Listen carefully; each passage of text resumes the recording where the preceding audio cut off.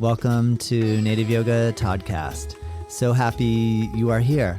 My goal with this channel is to bring inspirational speakers to the mic in the field of yoga, massage, bodywork, and beyond. Follow us at Native Yoga and check us out at nativeyogacenter.com.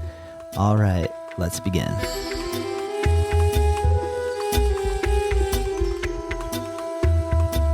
Hello, welcome to Native Yoga Toddcast. Today, my special guest is Yogi Charu.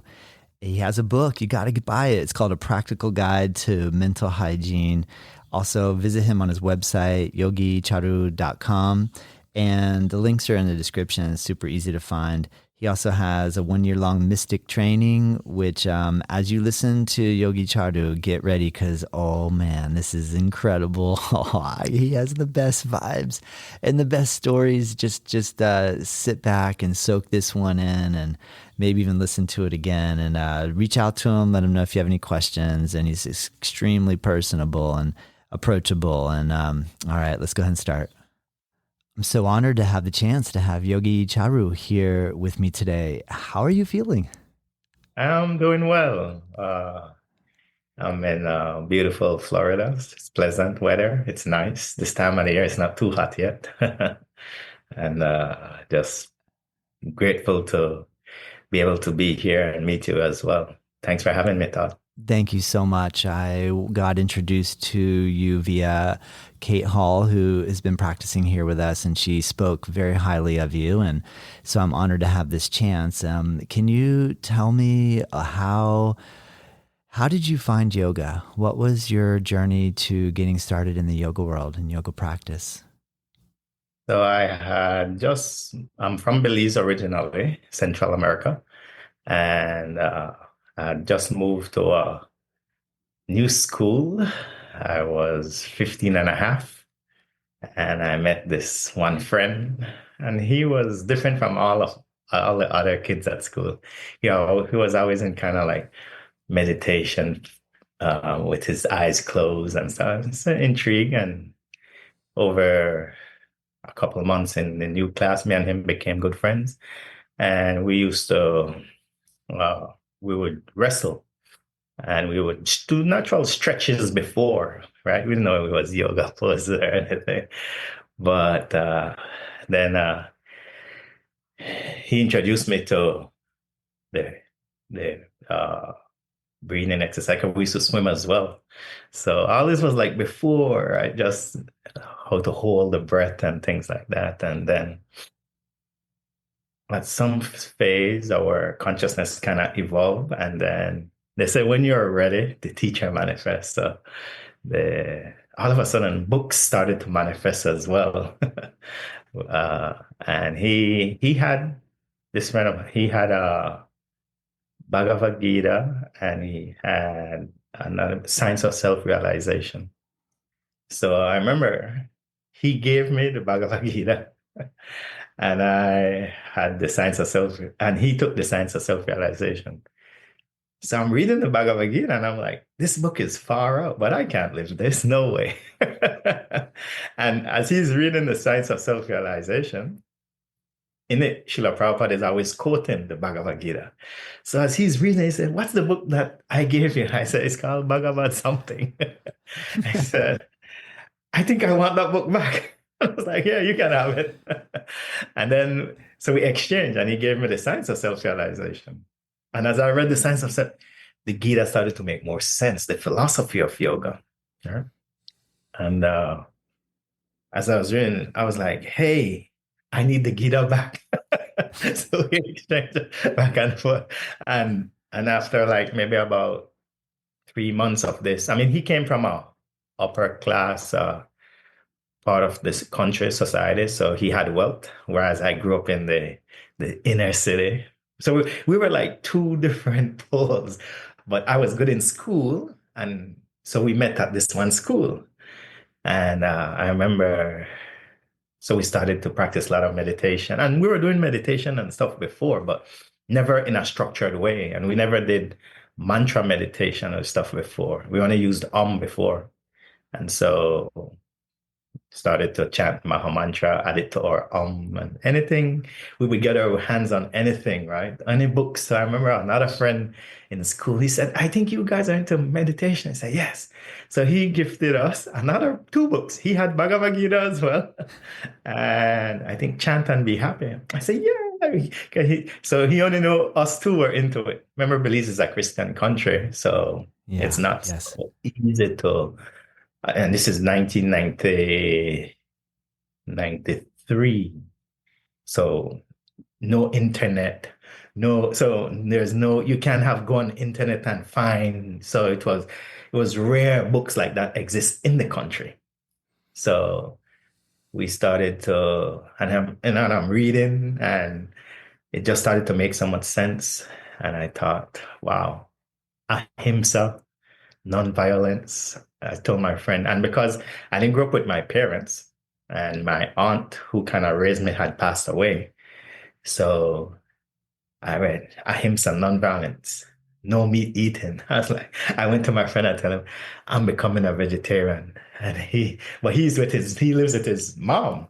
He can't tell his mom he's going to be a vegetarian. I, I became a vegetarian, and then it took him maybe about 2 weeks or a month later before he could convince his mom that he's not going to eat her cooking anymore. That was kind of, for me, it's different because again, I was already kind of a free bee. Like that was my karma, right?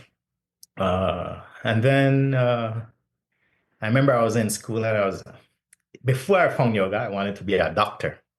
So I was taking biology, chemistry, and I remember I was in the lab one day, and we have to dissect a frog. And I'm already a vegetarian now, right? And I remember picking up the tweezer and the scissors and the knife, and I'm seeing the heart of the frog beating. And I'm like, I can't do this. I cannot take this life. I put down my tweezer. I walked out of school, never went back up to Wow. today. So now, how much time had elapsed from the moment you guys first met and started practicing and studying together to this moment? Are you still 15 or are you like 16 now? 16 now. Yeah. Yes. Eh, And yeah, and I put down and I was one of the top students in school. So my teachers were trying to get me to come back. We'll cook for you because they understood my situation. I didn't have like a structured home. I was moving from home to home, like yes, yes. cousins, aunts, like that. And so they offered so much. But the ahimsa, the nonviolence, living with compassion was so part of my psyche now. And I was like, nah, I want to go on this journey. So we were thinking we want to go to India. Now, to get a ticket from Belize to India, we did the and we went to a travel agent. How much does the ticket cost? The ticket costs about 5,700 Belize dollars.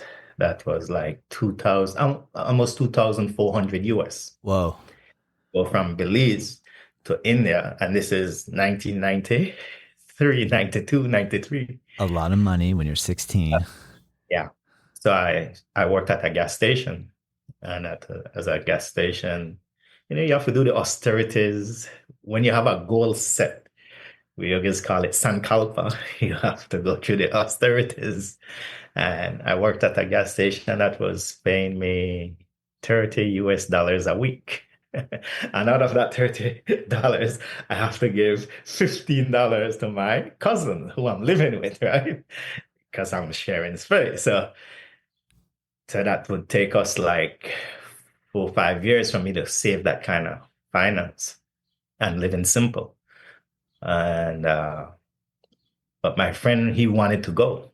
So we started to communicate, and his father lived in LA. So we started to communicate with the Krishna temple in LA, and Mm. and they had the book, the BBT, the Bhaktivedanta Book Trust, because my friend started to order more books from them. So he ordered more books from like the printing company. So we had more books now. easy journey to other planets. And we just wanted to evolve. And uh, the Krishna Center said, they sent us if we want to, because they knew we want to go to India, but they said if you want to stop by and spend time in the ashram in LA, we can do that. We didn't know we could stay in the ashram, but they said yes. So we thought, okay, go to his father is in LA. And that was also another reason. So we'll go to LA first and then we'll transition to India. So maybe about a year later, I had enough finance to get a ticket from Belize to LA. And then uh, I got help from one of the ministers of Belize who helped me to get a visa for America. And then because my friend came from a political family, so he kind of knew all the people and the politician, a lot of the politicians. Even our airport in Belize is named off this one politician. So he is my friend. He had his grandfather, and this first politician are best friends. Ah, Yeah, I see. they That's a good point. I like that you're putting emphasis on how much logistics were it's hard. required to make this first part of the journey. I'm already fascinated. I can't wait to see how you get to India from California, but keep going, please. Yeah, because I was so naive. My friend, he has a political, a diplomatic passport because of the family. So he has a visa, unlimited visa, tourist visa for America. So he'd been back and forth to America many times. And I had only been to America once, but my tourist visa expired. So I needed a new visa. So I remember so I was so convinced, right, of the philosophy of yoga, the wisdom of the Gita. I'm living this pure life. I don't eat meat. I don't intoxicate. I'm living the life of a yogi.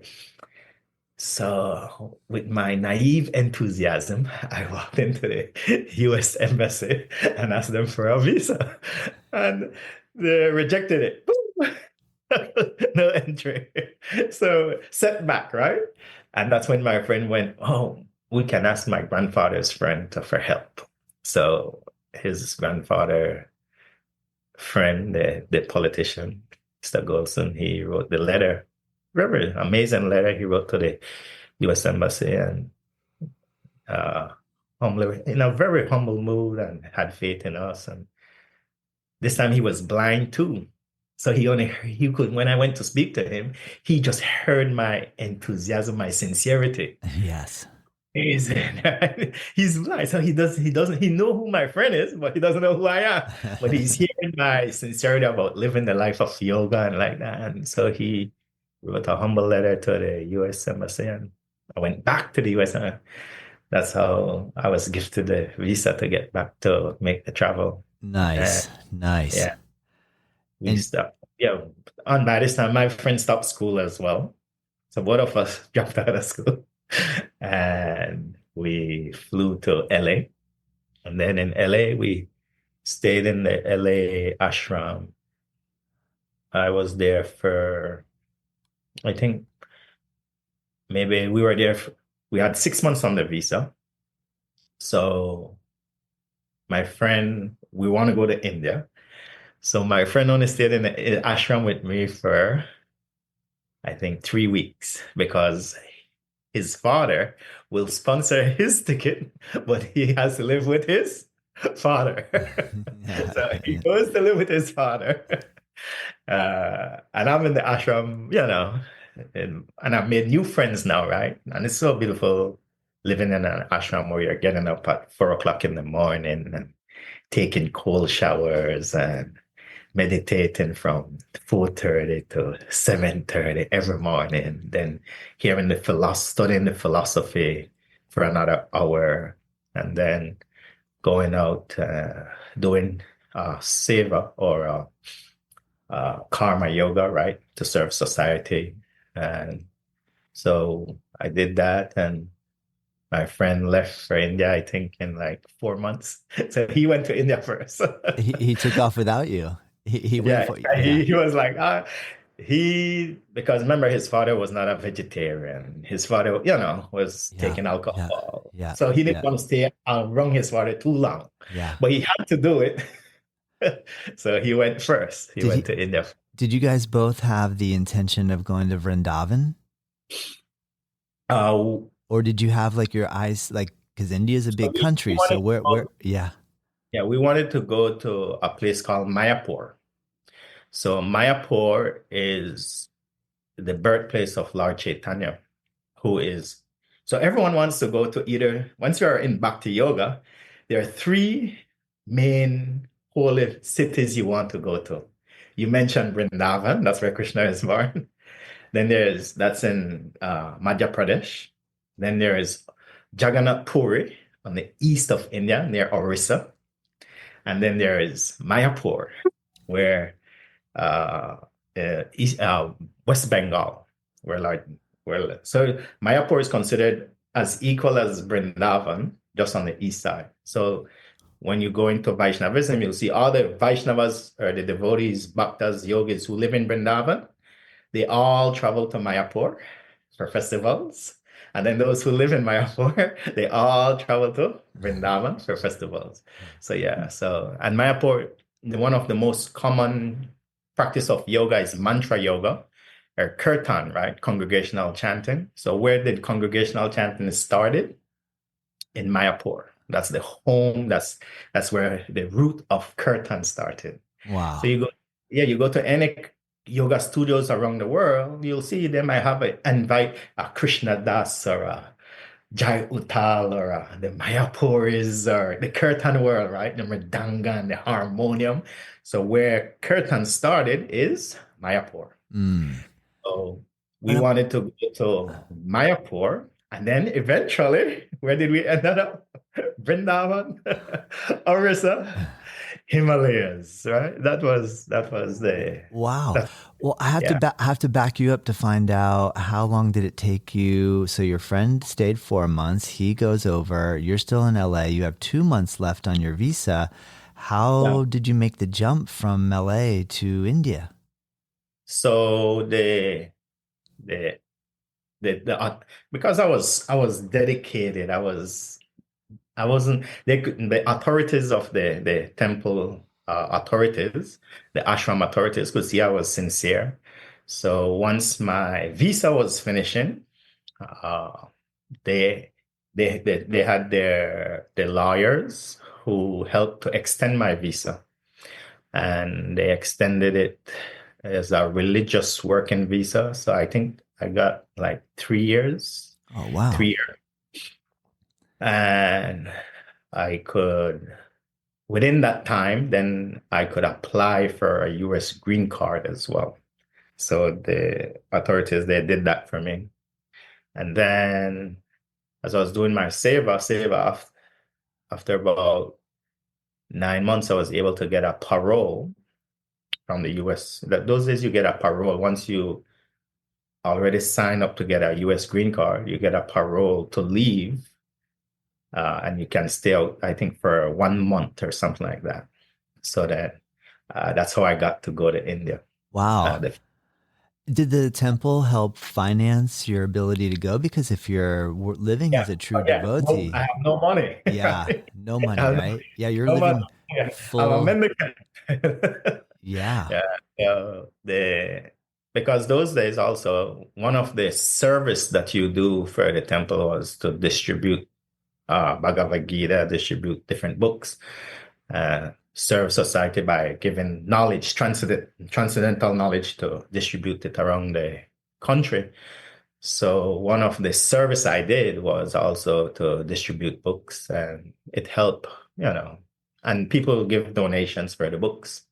So the way, we're trained to, tell them, like, if I'm selling a Bhagavad Gita, the Bhagavad Gita would cost the temple like, I think $10 or $8 those days. So we just tell people the cost of the book is $8. I'm a monk, I'm a yogi. Whatever extra you give goes for my survival. So, and that's how you make the donations to help you to uh, go to the for my plane ticket to India. So instead of 5 years, I was able to narrow it down in Yeah. about a year and a half. I was able to get Yeah, to India wow. in a year and a half. Yeah. Nice, nice. And so, can you tell me what your feeling was when you first arrived in India? So when I first got to India, I felt like home. Remember, I'm already from a similar climate, Belize. And also I'm a mix, right? I'm half African, half Indian. My mother is Indian, my father is African. So I grew up with my father's culture, the African culture in Belize. And I never grew up with my mom, so I didn't understood. And even my mom doesn't know the Indian culture because it's been about 3 or 4 generations of slavery. Indian slaves came to the West, right? West Indies.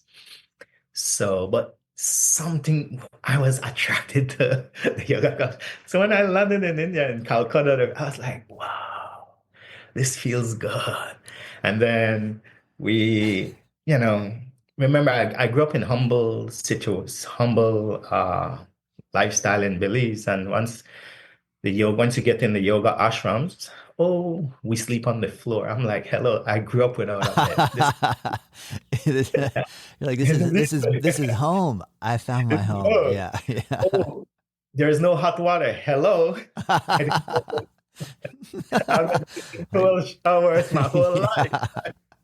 So, because a lot of people, when they come from the West to India, it's culture shocking because of the comfort of growing up in a developed country to landing and a lot of India is challenging for a lot of people. It's austere, especially in the 90s when I got there, right? Now it's much better. Like now you can get hotels or even some ashrams that have Western bathrooms. Right? When I got to India, no, the outhouses are thing in the floor. I'm like, okay, you learned my lesson perfectly, right? Yeah. But okay, so yeah, so I felt at home in India. I Yeah. just, and then I got of course, remember me and my friend, we didn't know to cook in Belize. So when we became vegetarians, we were just basically living on fruits and nuts and berries and juices, right? So we never, until we got to the ashram in LA. And then when we got to India, it was like, wait, all this is vegetarian. All this sweet, rasmalai, rasguras. I got addicted to Indian sweets in Calcutta and Mayapur. And then the feast, every in Indian culture, in the yoga culture, you watch the calendar, there's a festival basically every Every week. day. Yeah, yeah, yeah. Parents' Day, this deity appearance day, this, and every day, like literally, there's a feast. So coming from not from being didn't know it was like wow. And then I go back to LA, then back to India, LA, India, LA, India, and then once my green card was sorted out properly, then I went and then I stayed a longer. Now I can stay more than a month. I can stay a longer time in India. So every time I went to India, I would go to Mayapur, then go to the home of Kirtan, then I'll go to Vrindavan, and then I'd go up into the Himalayas. Now, most bhaktas don't go up into the Himalayas, right? But remember, I was attracted to yoga. So me and my friend would go up into the mountains and Rishikesh, then up in Dehradun, Ganganani, then up to Gomukh. And, we would go to where Gangotri, where the temple of Mother Ganga. And then it's from Gangotri to Gomukh is uh, like a day and a half hike in. The cars won't go, so you have to hike into where the Ganges come out of the glacier. So between Gangotri temple and Gomukh, that's where met these amazing yogis, right? And started to learn some of the yogic stuff like that. So once I could stay a longer time out of the US, then I would spend more times up there, and then come down and go to those were like my three main places I would be in India: Mayapur, Vrindavan, Himalayas. And Wow. Wow, yeah, Yogi Charu. That's incredible. So all these time you're traveling, you're still remaining on the level of a mendicant in the sense yeah, of yeah, you have a bowl and you show up and somebody says, "Here, I share food." And so you're not thinking about attracting material no, wealth at all. no, It sounds like you were very focused on spiritual yeah, wealth. yeah, What yeah. type of spiritual or self realization experiences did you encounter, either in the world of doing bhakti and kirtan, say in Mayapur, or in the other two cities that are the home, the home of the Chaitanya movement? But what about in the Himalayas? Were you having incredible meditation practice, or what type of experiences and what type of realizations were you starting or coming in contact with? I'm so curious. Yeah. So once I read the once I read the Gita in Belize and I read the Science of Self-Realization, that took me on a intense trip. Like my life was going like this. I'll become a doctor, da da da da da da da. Boom, my life changed.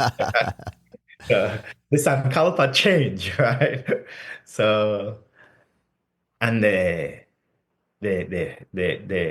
think what really moved me was when I read The Science of Self-Realization. That was what triggered it deeply, where Prabhupada writes, who are you? Are you your brain? Are you your mind? Are you your body? Are you your name? Or are you something else? And for the first time, I pause and question, who am I?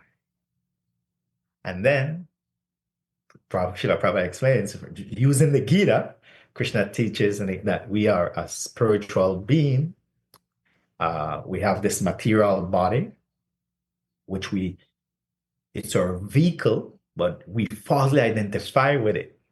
And Prabhupada used beautiful analogies though, right? You see a car and a driver. The car is only moving because that driver is in it. If the driver gets out of the car, that car cannot move. So the real spiritual being that's animating this body is not the body. So the journey to try and find who that spiritual person is, that's what pushed me. And then also in the Gita, Krishna teaches you need to find a mentor, a guru, a teacher. And it made sense to me, right? If you want to learn piano, you need a piano teacher. If you want to play violin, you need a violin teacher. If you want to I wanted to be a doctor. I needed the doctors who were going to teach me the knowledge of becoming a PhD. So once I realized, oh, you're coming on this path, you need to find a guru, someone who can show you the path, right? So it just kind of made sense. So one of those that pushed me was, yes, I wanted to meet someone who was spiritually evolved. And Krishna gives those qualities of an evolved being in the Gita, right? Someone who is knowledgeable, simultaneously humble. And those are hard to find, right? If you meet someone who has that, Those all are right, hard to find. understand knowledge and humility. That's Yeah. uh, sadhana, someone who's spiritual practice, getting up every day, do their practice in the morning, in the day, in the evening, someone who is compassionate, empathetic. So these were the qualities that I wanted to develop. These were what drove me from Belize. I wanted to meet people who were kind, compassionate, because at the same time, right, when I was growing up in Belize, I had two sets of friends. I had friends from my school who came from structured household, mom, dad, family. Then I had friends from my soccer pitch who were like me, no mom, no dad. So these kids dropped out of school, but I stayed in school because I was good in school. So I was like in the middle. Now, once I got to like 15, these my friends who played soccer, our hormones change, right? The false ego, and a lot of them got into gangs and drugs, became drug dealers, and they started to die, unfortunately. And one of my cousins, younger cousin, got into a gang. And I remember one morning I had to go, the police showed up and said, "Who are you?" I said, "I'm so and so." I said, "I'm visiting." I had to go claim my cousin's body. He had got shot by, because of it. So there was this level of seeing what my karma has. Oh, Charu, if you stay here, this is this. And a lot of my friends from the soccer pitch were dying as well. Young too. So much so that when I returned to Belize, I think the team had 21 or 23 players. When I returned to Belize, maybe about seven of us were still alive. Wow. That's literally it just got rough in that. There Yeah. was Yeah. square mile in the city, and that's where I live, where I grew up. It was tough. Once you leave that part, the country is beautiful, a lot of tourists, everything. But I grew up in that. So I had to wait. I had to live with the philosophy, the soul is eternal. That's the body, Charuba. And then put the philosophy into practice, turn it from knowledge into realized knowledge.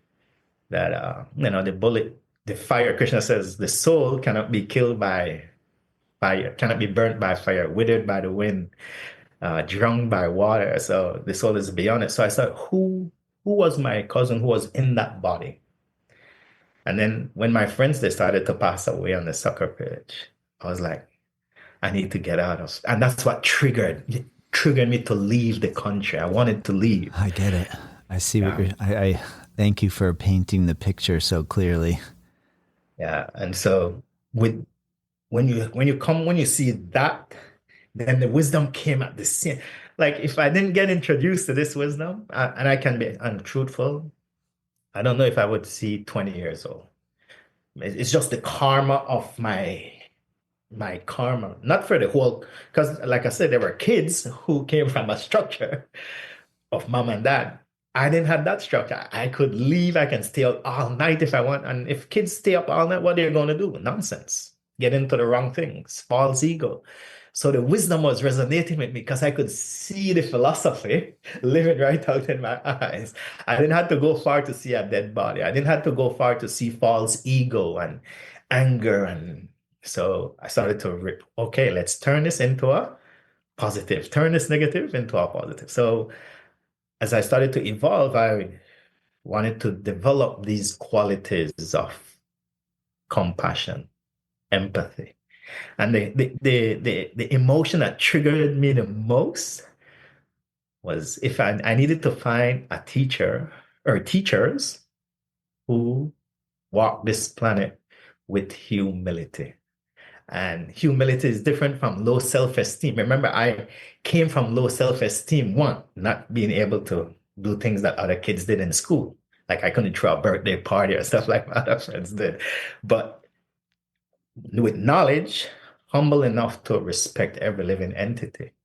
So once I got to India, then in the back, then I got this beautiful, clear picture because I knew I was attracted to kirtan and mantra and bhakti yoga.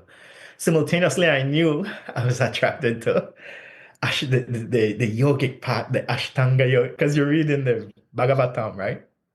The postgraduate of the Krishna teaches it in the sixth chapter of the Gita, yogis who suspend the breath, incoming, outgoing breath, going into trance. As you read the Bhagavatam, which is the postgraduate of the Gita, you read about a lot of devotees, bhakti, who were also deep yogis. So I understood, oh, there's nothing wrong with me following, going into the Himalayas and doing the austere practices because I was attracted to it. I was already brought up with austerity. It's not for everyone. So then I got the understand, like this realization came when I was at school. I had a chemistry teacher, a chemistry guru, I had a biology guru. I had a physics guru. They were all different gurus. So then I understood, oh, okay, for my Bhakti yoga to evolve, I need a Bhakti yoga guru. For me to evolve in my asana and hatha yoga, I need a hatha yoga guru, right? So, and my Bhakti yoga guru was so evolved, he had no problems with me going up to the Himalayas to learn hatha yoga. I was because a lot of times gurus in India, they want you to just be like this, right? Just sold out to them. But my Bhakti yoga was very evolved. He was like, oh, he could see my samskaras, right? The seeds that I have and empowered it. Oh, go study, go Wow. deep in. Yes, Wow. deep in it. So that's why I have my Hatha Yoga guru. I have my Bhakti Yoga guru, right? So the different teachers that helped me to make me who I am today. Charu, how did you find your Hatha Yoga guru? Because if you're leaving, you're going into the Himalayas, I'm guessing you met person after person. What was the moment that you realized the person? Well, I guess my first question is, who is your Hatha Yoga guru? Who are they? Do they have a name? And then how did you know he was your guru? How did you have to, was it like in the presence of him right away? You just know in your intuition that this was the person you wanted to study and practice with? Or was it he came to you and said, I see you are a student and I think you should come practice with me? Or was it you coming down and bowing and slowly making your way and bringing an offering? What was that situation like for you? The way you describe it make it sound like out of Hollywood. It's not Out of Hollywood, right? The Hollywood yoga ideal. I know. I mean, yeah, you read something like Paramahansa Yogananda's like yeah, autobiography of a yeah. yogi, and you Yeah. have these visions in your mind of like illustrious gurus and this glorious path, and you're probably saying, "Look, man, it was cold showers, and it was like sleeping on the floor, and Yeah. So in the ashrams, there is where normally you meet the students of the guru first, right? And so by associating with their friends, then you hear who their guru is. And then they introduce me, and, you know, his name is Vijay. I mean, they, they don't have they're very detached. They don't have computer phones. There's no certificates. There's no, a lot of times, and that's why when I teach, I always share with people. Of course, in the West, people want certificates, but if you read the yogic text, especially Hatha Yoga, any of the yogic texts, Hatha Yoga Pradipika, Yoga Sutras, you always hear they say you should learn these practices from a qualified teacher, not a certified teacher. So what makes them qualified is their sadhana and their practices, and they can show you. So when I was introduced to Vijay, he was this amazing yogi, simple, doesn't have any, like no material assets, right? And just sit cross-legged in the morning, and we'd go into meditation and seldom talked. He practiced a lot of mona, a lot of silence and going within. And then he would come out around after we finish our meditation around 7 o'clock. Because remember, we'd meditate from 4 to 7. Then he would teach the Kriyas, right? The cleansing Kriyas. There are different types of Kriyas, but the cleansing Kriyas, like how to swallow the 4 feet cloth, pull it out, just like we do in the West. Everyone is familiar with nete, the water nete, jal nete with the water pot. So we would do those, but then we'd also do sutra nete, send the tube through the nose, pull it through the mouth, floss the nasal channel, just like you floss the teeth. I'm trained to floss. We're trained to floss the nostrils. We would wash the colon out, right? In the West, people they do colonics, I think, yeah. But we do enema, right? The yogic enema, where we can uh, you have to learn the bandhas and the mudras very good. You have to master Uddiyana Bandha. You have to master Noli, moving the abdominal muscles around. And then once you can master that, then you master Ashwini Mudra. And then when you master the bandhas and the mudras, then you can do the yogic enema, where we would go into the river and I would go into squat in a squatting move and train. My muscles were so trained, the sphincter muscles, we suck the water up the rectum and then come out and then go to the loo and flush out, right? In the West, they do the enema where they insert the tube into the rectum because most people in the West don't have the sphincter muscles trained. So so if you go to the doctors, they insert the tube, or if you do a colonics, they insert the tube in the rectum and then let the water up the colon and then flush out. So the yogis can do that as well, but we can do it without any of the gadgets, just by the training the muscles.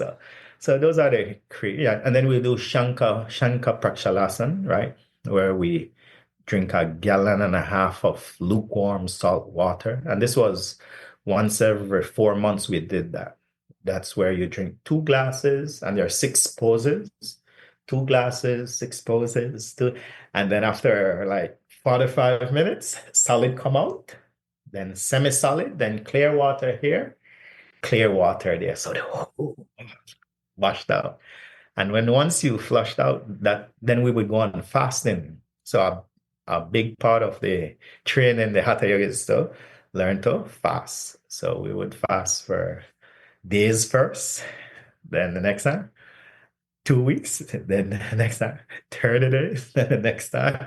So I got attracted to the cleanses because when you fast, you're cleaning the nadis, cleaning the channels, and the mind enters the mode of sattva gun, the mode of goodness, much easier because there's no food to digest, no rajas. Your mind becomes very peaceful. The longer you fast, then you go deeper and deeper into the meditation. And then when you start eating again, those high states you got stays with you. So even though you're eating, you're still evolving. So basically that was a lot of and as you fast, my body, I'm genetically stocky. I have cousins who are Mr. Belize, Mr. Caribbean. So when I was fasting, I got so skinny. And we attained we call it Asan Siddhi. It took me like 3 years, basically. My body it's like a contortion. I can do you name any asana, my body did. It just became very, very evolved with it. And then after a while, my teacher said, okay, we were young, right? Yoga is not contortionism. We should use your yoga now to go into your deeper and deeper meditation. Wow. Yeah. Whoa, Charu. Whoa. Dude, you did it. You went all the way into that world. Yeah. That is amazing, man. Yeah. And literally those days, I didn't thought I would be a teacher. I was just living the life of a mendicant, just right, no shoes. So much so that I remember one of my friends, I needed to come back to America, and one of my friends' sister worked for United Airlines.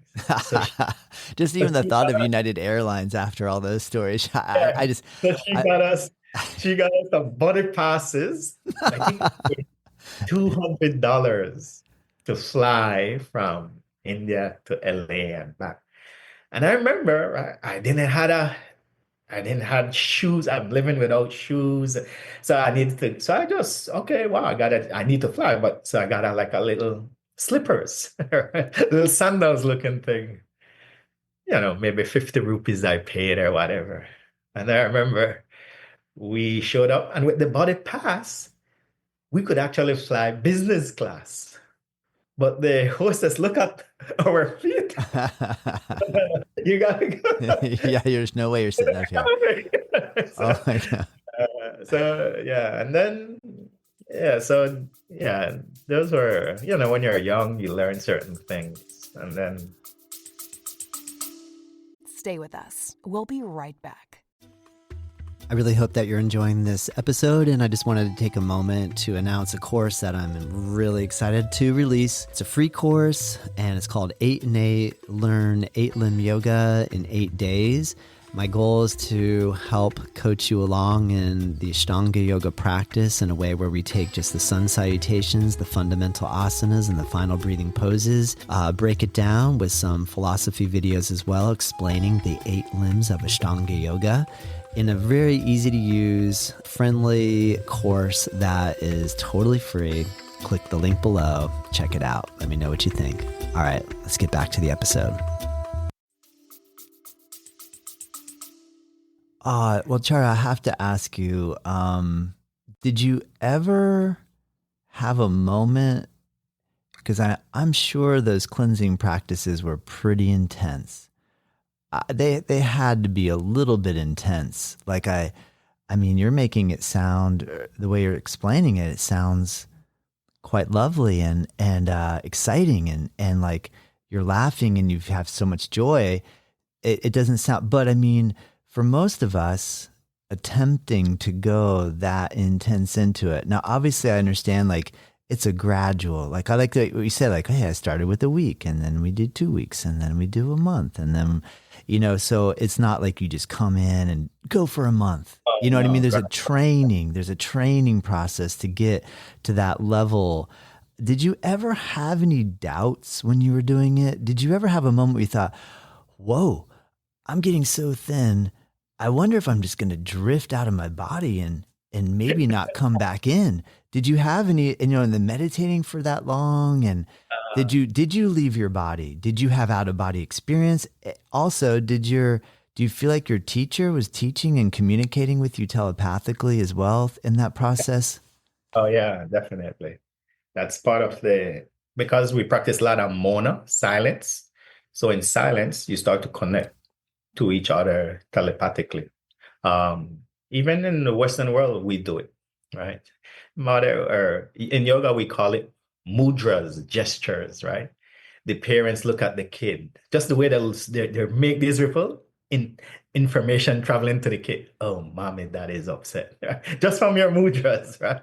So in the West, we also communicate telepathically, but it's a way of communicating without speaking. So now when you are able to quiet the mind, and then you can send thought patterns to each other, which you've been with your wife for so many, your wife knows what you're thinking. And so she can finish some of your sentences, right? So because you're connecting telepathically and you're connecting on the astral body, the astral bodies are, so once like that, then as I would do some practices, and I'm kind of lost in some of the practice, I would hear my teacher's voice come in. Oh, this is how you, oh, wow. And the practice and then I would go deeper into the practices. Yeah. Wow. Wow. Because you're living with the humans for so long, our mental bodies start to mix and connect with each other. So I guess then in question, back to the one I had earlier, how did you deal with doubt? Or fear? How do you deal with doubt and fear? Did you have, yeah. So my doubts, initially, remember I came from a Christian culture. So in the Christian culture, I'm brought up, thou shalt not bow down to false idols. So when I got to Calcutta, I'm seeing people bowing down to a half man, half elephant. I'm like, what the hell is this? Half man, half fish, half man, half snake. Right? So those were my doubts. Like, and I didn't bow down to them until I got the knowledge. Then, because I understood there were a lot of stuff I didn't know about the yoga culture, and so, but I was getting a lot of benefits from the yoga culture. So I didn't want to it's like you don't throw the baby out with the bath, right? You keep the baby, you throw out. So what I didn't understood, my doubts, I kept them at bay. Okay, I'm not going to do this because I don't understand it. So as I started to practice more and more, the doubts started to fade away slowly. So as I got the gyan, the knowledge. And then I remember one time I almost like lost the conviction of the process. I was in the mountains and I was like, it sneaked in. I should go back to school. uh, I, you know, I was like, should I go? What am I doing here? Oh man, should I go back to India? Go back to the Caribbean? Go back to school? So those little things come in and challenge. They're like little steps of challenges, right? And I remember I was saying, yeah, I'll leave because the Himal sometimes depending on the seasons. And I think when it was cold, right? The Caribbean, warm weather, and then it's freezing cold. And then you have to take bath in that Ganges River, and the God is covered in that cold mist. I mean, just going in it, freezing, right? So the mind develops, this is not for me, Yeah, right? yeah. But then I was seeing other humans immersing themselves in the Ganga without. So I was like, how did they develop that mental power? So simultaneously, as the doubts were there, I was seeing abilities which I can achieve if I work to it. So those were what kind of, and then as I would get a certain state or achieve a certain, the doubts went away gradually, Wow. gradually. Great answer. Great answer. Oh my gosh. Ha. I don't even know what to say, Charu. I just love these stories. I just want to hear more. I just want to hear more. So okay, so that's a long time ago.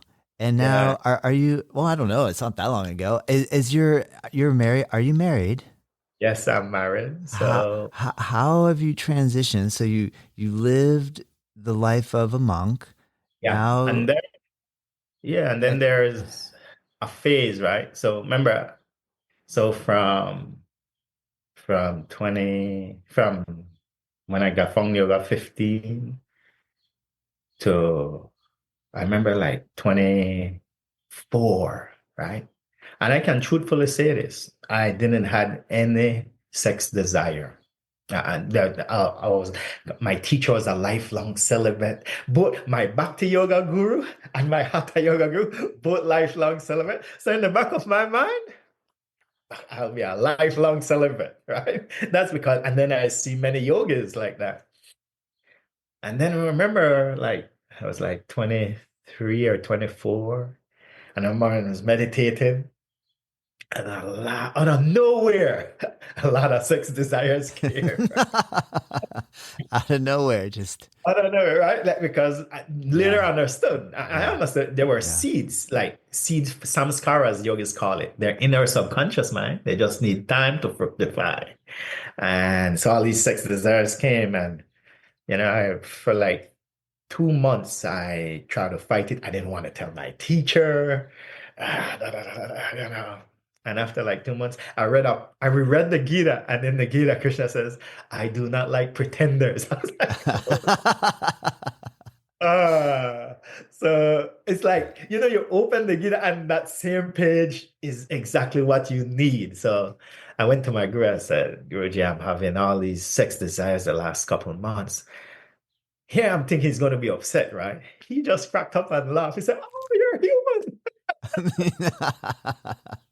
2 months I tortured myself thinking he's going to be upset with me because I'm not in the Yeah. sattvic mode. He just cracked up. And then Oh that's when he man. started to share with me some of the yogic kriyas, uh, Bhajoli, Sahojoli, and how to move the prana up the spine.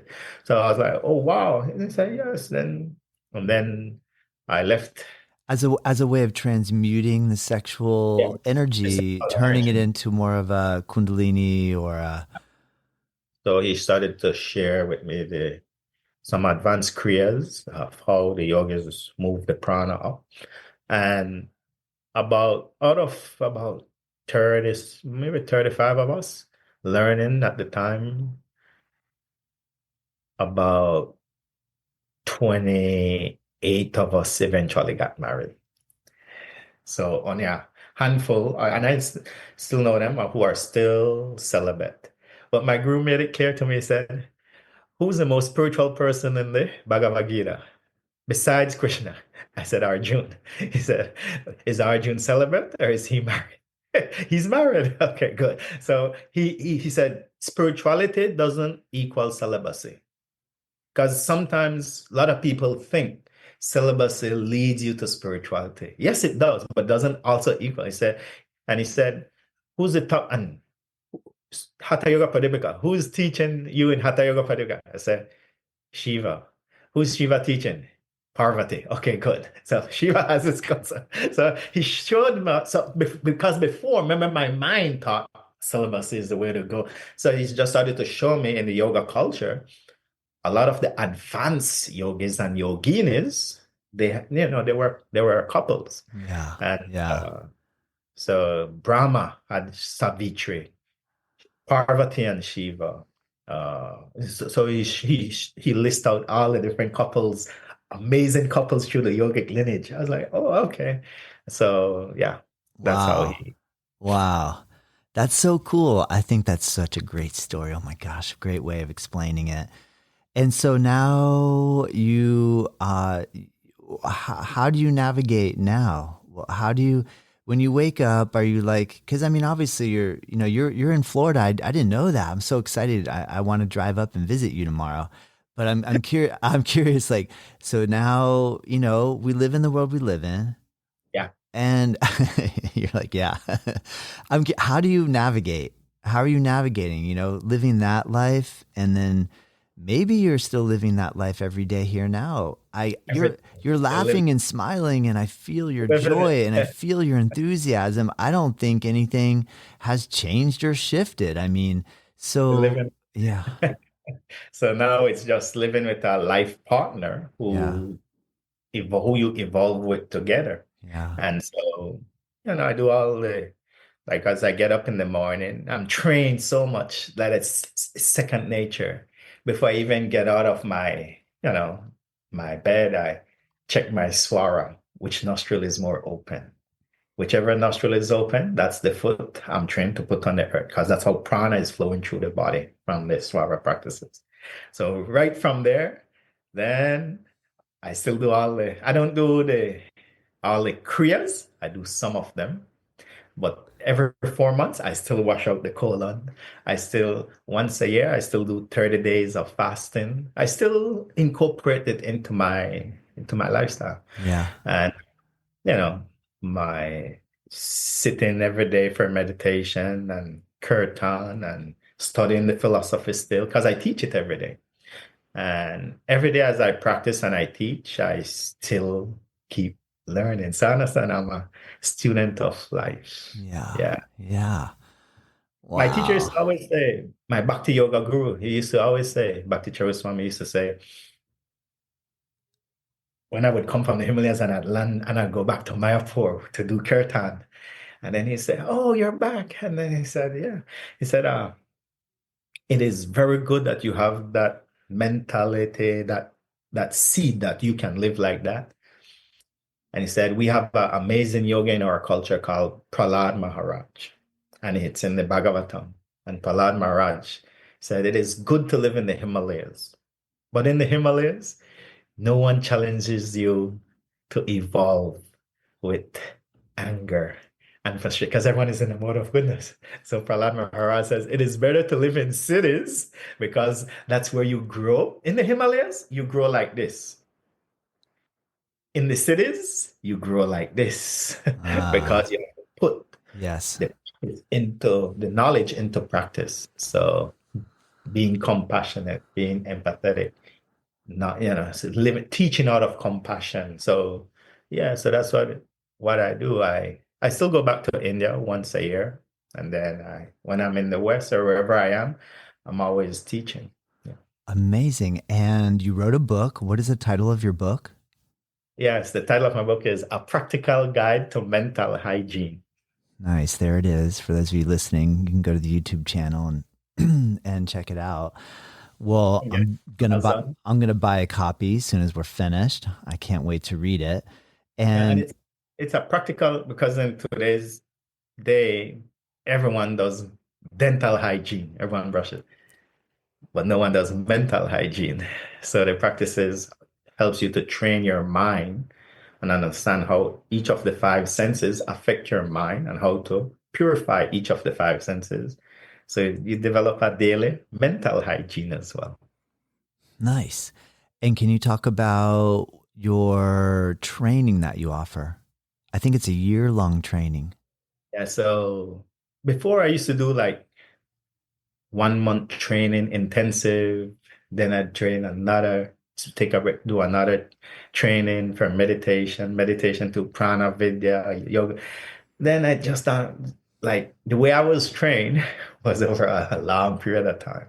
So instead of just being intensive for 1 month, I decided to do a training for people for over 1 year, where we meet for once a week. We meet every Saturday morning.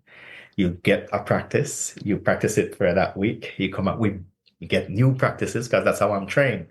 You practice it that week, you get a new practice, and that's in that way I introduce people to a lot of the yogic practices, which many people just read about them in books, right?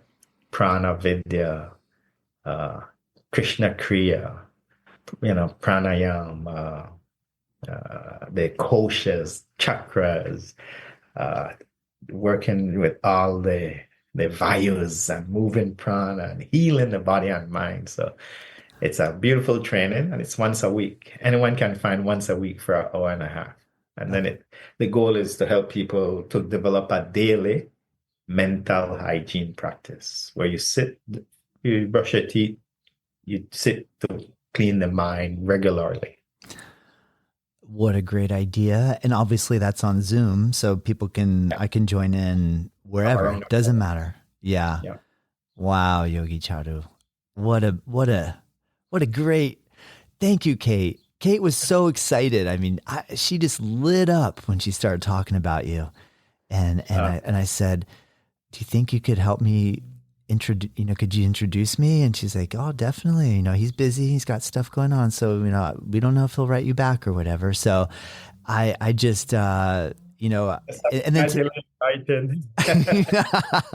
and then today I saw her, I said, today's the day. And she was like, what time? And I was like, 3:30. She's like, oh, I know you're going to publish it, right? And I said, yeah, of course. And because I think she just wanted to listen right now, like she was so excited. So her enthusiasm, like the way Yeah. she lit up about you, and I just I just really appreciate this opportunity. I'm so excited to meet you, and I hope well, I mean, I can't believe you're only like 2 hours away. I really Yeah. do. I can drive them to, I I really want can, to come visit. So, but yeah, these days, visit your space. thank you, Charu. Yeah. I'm, That would be Kate, amazing. We would love to have you here if you want to come down. yeah, we can plan it. Yeah. Cool, man. Thank you. Kate, yeah, Kate has been a good friend, student for at least maybe about 15 years. I think I met her, or even maybe 13 years or abouts. We've been good friends, and yeah, I'm so glad she made the introduction to you, Todd. Thank you so much. I thoroughly enjoyed this. I really appreciate it. Is there anything you would like to leave us with, Charu? Any final thought and or encouragement for all of us that are striving on the path of yoga? Uh, and one of the beautiful things I've learned in the process is we are all evolving together. So every human we meet, the human form is very rare. So when we meet a fellow human, we know that soul has done a lot of work in their past to get the human form. There are many forms out there. As the Vedas explain, 8,400,000 different types of species. So when you get the human form, that's rare. So whenever I meet a fellow human, just try and reconnect to them, not just on the physical plane, but connect to them on the spiritual plane. And the spiritual plane means a force coming out of the heart space. And we put a word on it, LOVE, but it's a force. And the word yoga really means love. Because when you love someone, you come together. So yoga is supposed to bring mind, body together, but also express it to the planet. So when you meet a fellow human being, walk around, oh, it's like an old friend you're meeting, right? Like when I met you today, I was like, oh, another soul who I just met, reconnected this life, but we've been on this journey for many lives. So let's inspire each other. Let's help each other to evolve, right? Some days I might be strong and our friends will help me, or I can help a friend. Then some days I might be weak. My friends are there to pull me up. And if we live like this, then we won't be living with each other thinking I am superior to anyone. As knowledge comes, we must develop humility. And with humility, with our knowledge, we can inspire each other, serve each other. And that's one of the goals of life. We want to serve God, but we have to also serve God's children, serve the planet. Yes. Oh man, perfect. Thank you so much, Yogi Charu. Thank you, Todd. Thank Amazing. you. Thank you. Yeah, have a lovely rest of the day. Thank you. Yeah.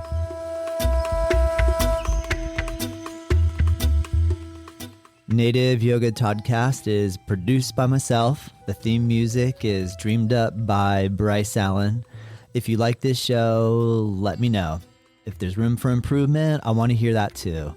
We are curious to know what you think and what you want more of, what I can improve. And if you have ideas for future guests or topics, please send us your thoughts to info@Native Yoga Center. You can find us at nativeyogacenter.com. And hey, if you did like this episode, share it with your friends, rate it and review, and join us next time.